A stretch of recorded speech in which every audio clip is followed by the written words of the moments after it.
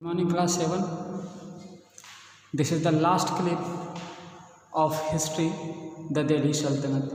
In last clip you had read about the Sultanate period from 1206 to 1707, in which 5 dynasties ruled over India, जिसमें बहुत सारे characters आपने पढ़ा।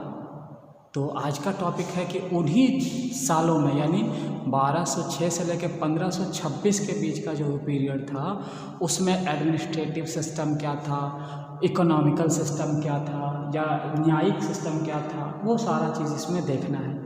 तो सबसे पहला टॉपिक है development of political institutions during Delhi सल्तनत।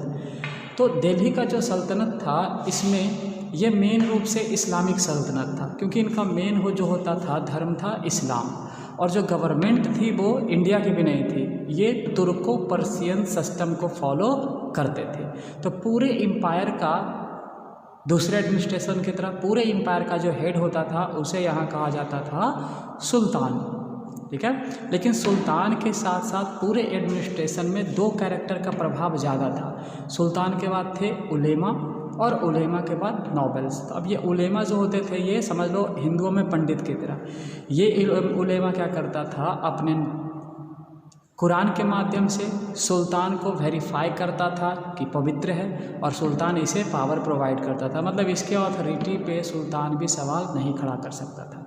फिर इसके बाद पावरफुल कैरेक्टर होते थे नॉबल्स, जो कभी कभी इतना पावरफुल होते थे कि सुल्तान बस इनके हाथ की कठपुतली बन के रह जाता था।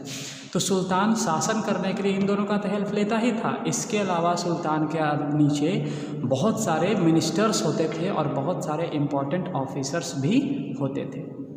तो ये देखिए यहाँ मिनिस्टरों का लिस्ट है, अरीज़ ममालिक, दीवान इंसा, दीवान रसालत, फिर बहुत सारा है, और सबका जो वर्क है यहाँ पे दिया हुआ है। फिर ऑफिसर में देखिए वकीलेदार, सरए, जानदार, तो इन सब का जो काम है वो आप यहाँ बुक से पढ़ लीजिए।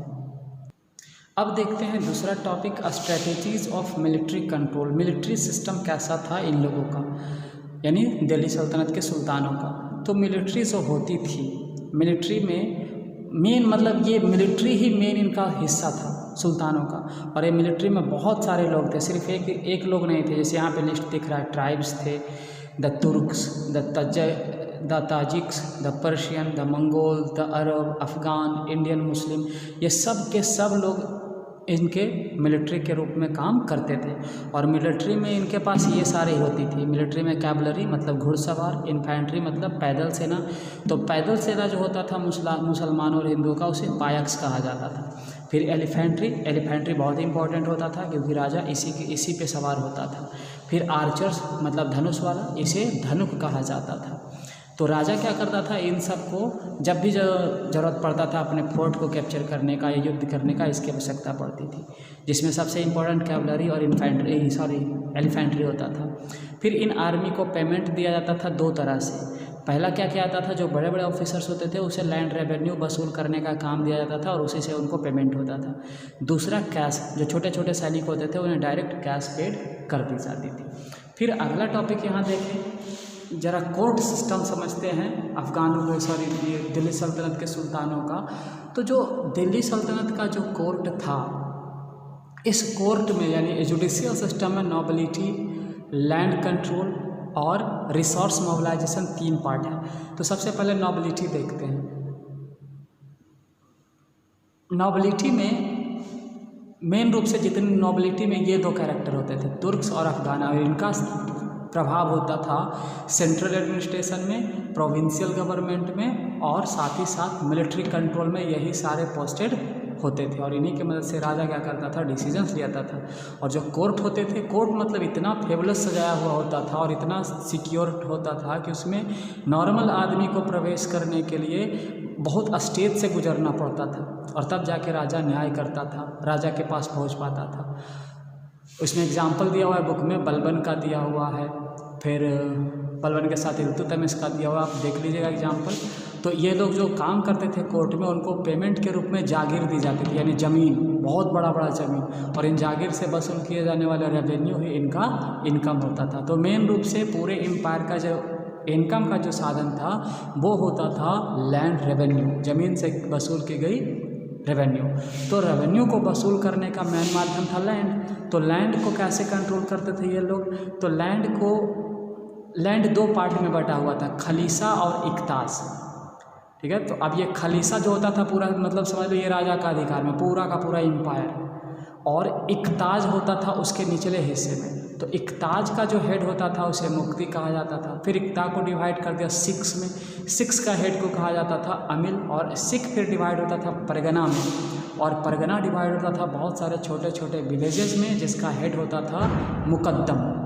तो यहाँ इक्ता का सबसे पावरफुल होता था, मतलब ये मुकद्दम गांव से टैक्स वसूल किया, परगना के हेड को पहुंचाया, नाम नहीं इसका, फिर परगना का हेड इसको पहुंचाया और ये फिर पहुंचा दिया इसको। तो ये करप्टेड ना हो इस चीज़ को देखने के लिए राजा डायरेक्ट एक ऑफिसर अपॉइंट किया था, नाम था ख्वाजा, जो इसको चेक करता था।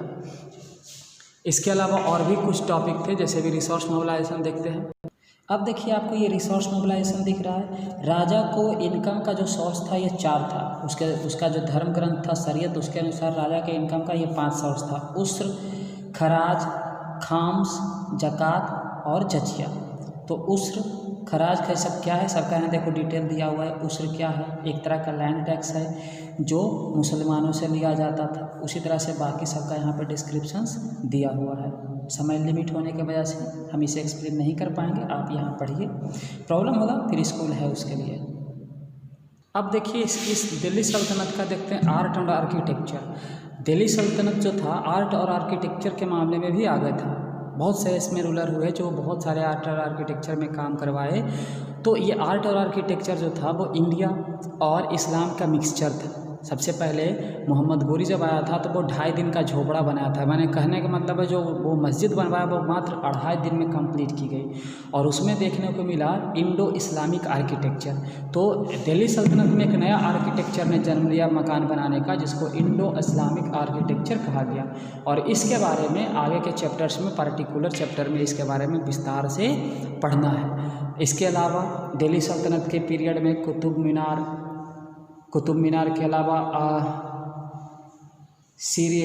कुतुब कॉम्प्लेक्स, फिर तुगलकाबाद, मतलब बहुत सारे शहर और मस्जिदें इस पीरियड में अलग अलग राजाओं के थ्रू बनवाई गई, जिसका आपके बुक में एक्सप्लेनेशन है कि कौन क्या बनवाया। जैसे कुतुब मीनार को बनाने वाला था कुतुबुद्दीन ऐबक, बट उसने पूरा नहीं कर पाया, उसको पूरा किया इल्तुतमिश ने। एंड लास्ट टॉपिक इसका है, अब इस चैप्टर का लास्ट टॉपिक देखते हैं कि इतना बड़ा एम्पायर था दिल्ली सल्तनत, फिर ये डाउन कैसे हुआ, यानी ख़त्म कैसे हो गया, क्योंकि इसी के बाद आया था मुग़ल एम्पायर। तो इसके डाउनफॉल का बहुत सारा रीज़न बुक में है, एक एक करके देखते हैं।